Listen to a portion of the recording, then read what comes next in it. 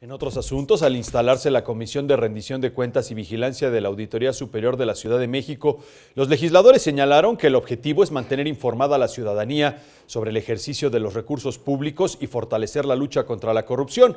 Ernestina Godoy Ramos, coordinadora del Grupo Parlamentario de Morena, resaltó que desde esta comisión se buscará por todos los medios e instrumentos que haya transparencia. Aclaró que no se trata de buscar actos de corrupción con ánimo de revancha, sino de combatir la simulación en el gobierno.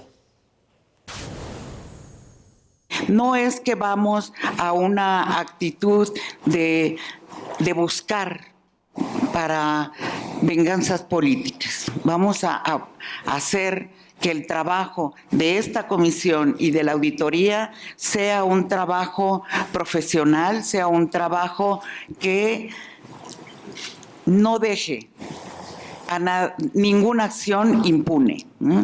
O sea, queremos realmente que se acabe con la simulación, ¿sí? Para que realmente pueda acabar con la corrupción que tanto lacera y lastima a nuestra sociedad.